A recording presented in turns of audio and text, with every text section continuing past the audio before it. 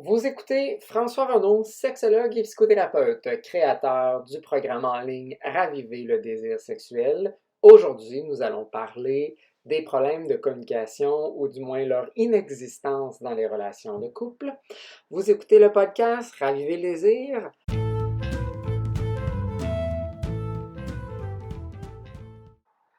Vous avez des commentaires sur le podcast, des questions que vous voulez poser sur la sexualité que vous aimeriez qu'on aborde, n'hésitez pas à communiquer à info@lesexologue.ca. Vous pouvez aussi visiter notre site internet à www.lesexologue.ca. Il est aussi possible de s'inscrire à un webinaire complètement gratuit sur la différence de désir sexuel dans les couples, disponible aussi sur le site. Vous pouvez vous y inscrire et recevoir le lien pour y assister. Donc aujourd'hui, nous allons parler de l'absence, en fait, de problèmes de communication dans les relations. Donc c'est souvent une erreur qu'on peut avoir tendance à faire, de s'imaginer ou de mettre la cause de nos problèmes, de nos conflits sur la communication, les mésententes, pas bien se comprendre, pas bien être capable de s'entendre, ce qui génère émotion, frustration, irritation, peine, tristesse, colère, etc. Et on met beaucoup l'accent sur comment on communique, surtout à parler par exemple au jeu. Ce qui reste relativement limité parce qu'on n'aborde pas réellement le problème de fond quand on aborde les problèmes de communication de cet angle-là, parce que c'est pas parce que je nomme mes besoins de façon plus adéquate qui certainement va faire en sorte que je vais avoir plus de chances à ce que mon partenaire réponde à mes besoins si je parle davantage de mes besoins que si je fais des reproches, par exemple. Mais c'est pas parce que je parle de mon point de vue en jeu ou des choses de ma perspective au jeu ou que je nomme mes besoins au jeu, ça se peut que même si on fait ça, l'autre ne va pas nécessairement vouloir être en accord, ne va pas nécessairement aimer ce que vous dites et va probablement vouloir changer en fait votre perspective quand il entend certaines choses qu'on peut avoir. Donc, je vous donne un exemple. J'aimerais que tu fasses plus de ménage ou j'aimerais qu'on vive dans un environnement plus propre, je me sentirais mieux. Super de belles demandes. Vous avez probablement une meilleure chance à ce que l'autre réponde à ce besoin ou ce désir-là de faire plus de ménage. Par contre, il est aussi possible que l'autre ne veuille pas faire plus de ménage, qu'ils ont atteint leur niveau de tolérance au ménage ou à la saleté, puis le vôtre n'est pas le même et vous n'êtes pas capable de vous entendre sur la quantité, la fréquence et le genre de ménage qu'on va faire. Je peux faire une même demande, mais plus au niveau sexuel. J'aimerais qu'on fasse plus l'amour souvent. J'aimerais vivre de l'intimité avec toi de façon plus régulière pour qu'on se sente plus proche. Demande tout à fait adéquate et qui, encore une fois, vous donne plus de chances à ce que l'autre, ça lui tente d'y répondre que critiquer, par exemple, qu'ils sont frigides, qu'ils ne vous baisent pas assez, qu'ils ont des problèmes de libido ou d'hormones, puis qu'ils devraient aller se faire checker, que ça fait longtemps en fait qu'ils ne vous ont pas touché, etc., et qu'on fait toutes sortes de reproches qui vont faire en sorte que ça va davantage tuer le désir. Mais ce n'est pas parce que je nomme que je veux plus de temps avec mon partenaire, que je nomme que je veux plus de sexualité pour se sentir proche, que l'autre va vouloir répondre à ce besoin-là ou ce désir-là. C'est un droit que l'autre personne peut avoir de ne pas répondre à ça. On peut certainement prendre en considération la demande et vouloir répondre à cette demande-là, mais ça se peut qu'on ne veut pas, en fait, donner plus. On a déjà l'impression peut-être de donner assez, ou on n'a pas le goût de donner ça, qu'on peut certainement explorer le pourquoi en arrière, mais ce n'est pas parce que j'ai un besoin que mon partenaire va nécessairement vouloir y répondre. Et c'est là souvent que les problèmes de communication embarquent. C'est que souvent, en fait, les premières fois qu'on communique potentiellement nos besoins, nos désirs, on les a généralement, dans la majorité des cas, bien communiqués. Mais quand on voit que l'autre, en fait, n'y répondent plus malgré nos demandes, bien là, on change souvent notre stratégie et on commence à le demander de façon peut-être plus arrogante, par le sarcasme, par de l'humour, par la dévalorisation, par le rabaissement de l'autre personne. Et là, effectivement, on repousse encore plus l'autre et c'est là qu'on va parler de problème de communication, c'est parce qu'on va nommer en fait les choses de façon désagréable. Et certes, ça peut potentiellement fonctionner, ou comme je dis, ça va avantager la demande, mais ça ne nous mène pas immédiatement à recevoir qu'est-ce qu'on veut, parce que souvent des enjeux sous-jacents plus importants où ben, je ne veux pas en fait répondre à ta demande parce que j'ai vécu beaucoup de frustration à l'égard de d'autres situations. Tu n'as peut-être pas répondu à certaines de mes demandes de ton côté aussi, même si je les ai peut-être même demandées de façon tout à fait adéquate et agréable pour que je me donne plus de chance.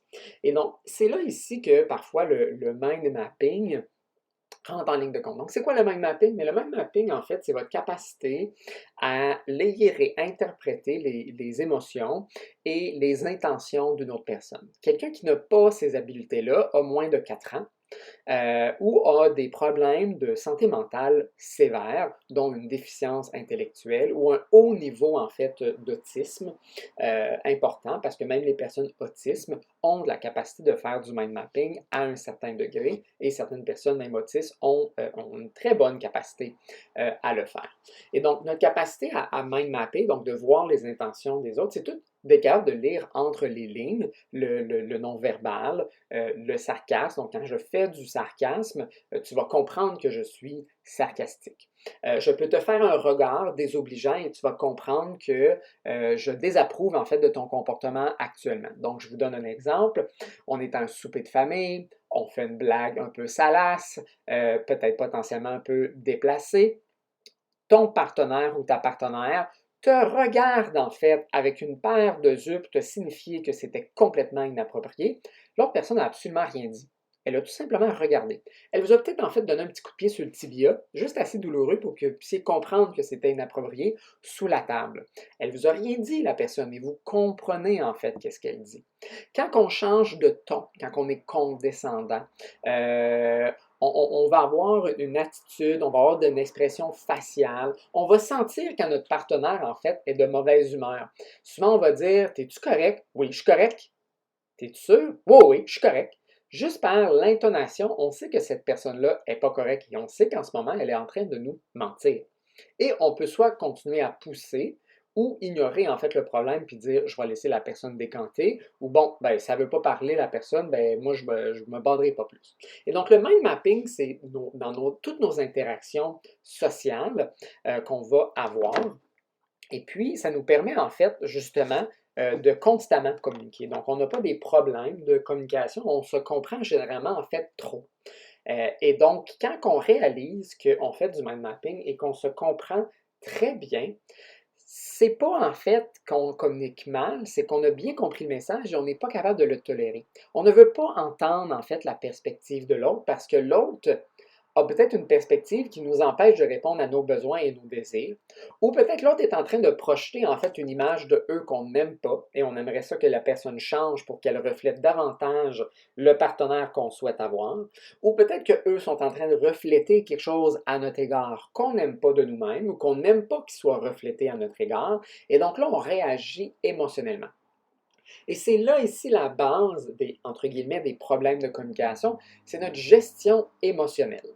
Parce que je peux communiquer très adéquatement, en fait, ou je peux même mal comprendre quelque chose, mais c'est ma réaction émotive à ce qui m'est communiqué, même si ça a été mal interprété, mal compris.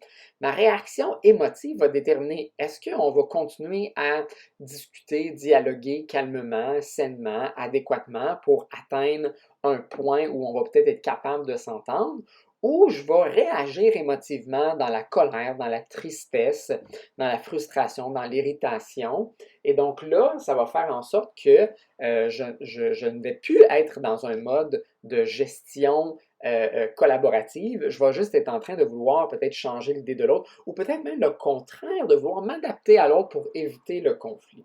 Et donc, je peux aussi faire du mind mapping où ce que je vois que l'autre s'énerve de plus en plus, et si je veux éviter en fait le conflit qui s'en vient, donc je prévois qu'il va y avoir un conflit bientôt, eh bien là, je vais tempérer peut-être ma réaction, je vais peut-être me taire sur certaines choses parce que ça ne me tente pas de provoquer la future colère qui s'en vient parce que je sens déjà de l'irritation dans la manière que la personne me parle, par sa gestuelle, par le fait qu'elle me coupe la parole, par le fait qu'elle parle vite, qu'elle ne prend pas 2 secondes pour réfléchir à ce que je viens de dire, puis argumente tout de suite son prochain point. Donc ça, c'est toutes des choses en fait qu'on enregistre à la vitesse de la lumière dans notre cerveau, qu'on a appris en fait depuis des années à enregistrer. Et donc, soit qu'on évite les situations où ça nous trigger dans nos réactions émotionnelles et donc là, on vient peut-être potentiellement un peu agressif dans nos réactions ou très vif dans nos réactions, ce qui fait en sorte que là, on n'est plus en fait en train de collaborer, on devient combatif. Et donc, c'est ici en fait, comme je dis depuis le début, les problèmes de communication ne sont pas à la source du problème, c'est comment est-ce que je suis capable de tolérer la différence chez l'autre. Si je ne suis pas capable de tolérer que l'autre a une perspective différente de moi, de eux ou d'une situation particulière comme le ménage, le sexe, la famille, l'éducation de nos enfants, l'argent, l'écologie, qui sont généralement les 5 ou 6 sujets qui sont le plus conflictuels parce qu'ils viennent toucher nos valeurs les plus profondes. Et malgré que peut-être au début de la relation, on avait l'impression qu'on avait des similitudes à l'égard de certaines de ces choses-là, on réalise que peut-être à certains égards, on a des différences. Et là, ça revient un peu à ma chronique de la dernière semaine, donc la chronique 10, comment des choses qu'on aimait chez notre partenaire deviennent des choses qu'on déteste ou qui nous irritent chez l'autre. C'est que là, on a réellement appris à connaître notre partenaire et là, finalement, on a un reflet qui est différent de ce qu'on s'était imaginé. Et donc, notre mind mapping de la personne change. Et donc, on n'a plus le partenaire qu'on souhaitait et qu'on fantasmait avoir et qu'on admirait au début. Ils ont changé. Et donc là, ce qu'on essaie de faire, c'est d'inculquer que cette personne-là retourne dans l'image qu'on voulait de eux. Et c'est là que les problèmes de communication arrivent. C'est que je ne suis pas capable de te changer. Je ne suis pas capable de te mettre dans le moule que je souhaite que tu sois ou que je pensais que tu étais dedans. Et donc là, je vis de fortes émotions et je ne comprends pas, entre guillemets, qu'est-ce que tu me communiques quand en réalité, ce que je te dis, c'est je ne suis pas d'accord, arrête d'être cette personne-là, arrête d'avoir ces idées-là, arrête d'avoir cette perspective-là, arrête de me refléter une réalité que je n'aime pas de ta personne. Change, s'il te plaît, je ne suis pas capable de tolérer cette différence-là. Et pourquoi qu'on ne tolère pas ces différences-là? C'est parce que les différences font en sorte qu'on a une relation qui sont de plus en plus insatisfaits et on n'est pas capable finalement de s'entendre. Et donc, si on s'entend de moins en moins, on a de plus en plus d'insatisfaction, mais on va avoir plus de chances à amener la relation à potentiellement une rupture.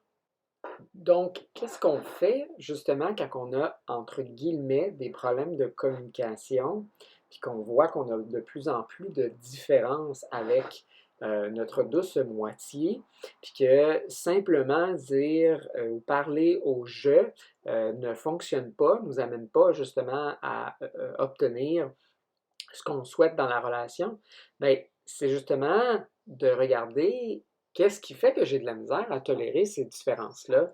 Pourquoi est-ce que je veux tant que l'autre soit différent ou réponde à certains de mes besoins? Ou est-ce que j'ai regardé pourquoi l'autre, en fait, ne veut pas répondre à mon besoin? Et donc, si je reste sur le simple fait que je dois changer la manière que je communique, bien, je vais me buter constamment à juste me répéter, me faire comprendre, mais d'avoir quelqu'un qui ne veut pas répondre finalement à ces besoins-là, qui ne veut pas être la personne que je souhaite être. Et donc là, on doit rediriger en réalité nos lunettes vers la réelle cause de la difficulté. Et puis, c'est comment est-ce que là, je peux apprendre à tolérer ces différences-là? Est-ce qu'il y a une façon que l'autre puisse aussi s'adapter? Est-ce qu'il y a une certaine rigidité qui s'est installée? Est-ce que moi aussi, finalement, je me suis trop adapté ou je suis devenu trop rigide avec le temps et j'ai besoin effectivement de m'assouplir face à des différences. J'ai peut-être besoin justement d'être moins fusionnel dans la manière que j'agis pour que je puisse être plus heureux, en fait, là, finalement, dans ma relation avec l'autre. Donc, posez-vous ces questions-là. Est-ce que j'essaie de régler des problèmes de communication en changeant la manière, simplement la manière que je communique, puis que finalement, je fais juste me répéter, mais de différentes façons?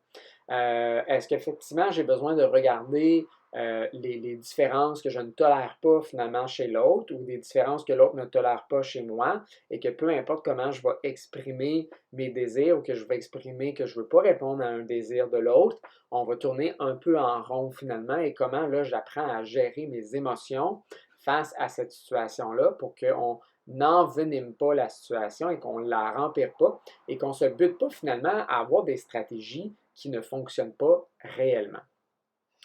Vous avez écouté le podcast Raviver le désir avec François Renaud, sexologue et psychothérapeute, créateur du programme en ligne Raviver le désir sexuel pour des gens qui ont des différences de désir dans leur couple. Si vous avez des questions, des commentaires, des choses que vous aimeriez qu'on aborde sur le podcast, écrivez-nous à info@lesexologue.ca. Vous pouvez aussi visiter notre site lesexologue.ca. La semaine prochaine, on parlera de fantasmes. Au revoir.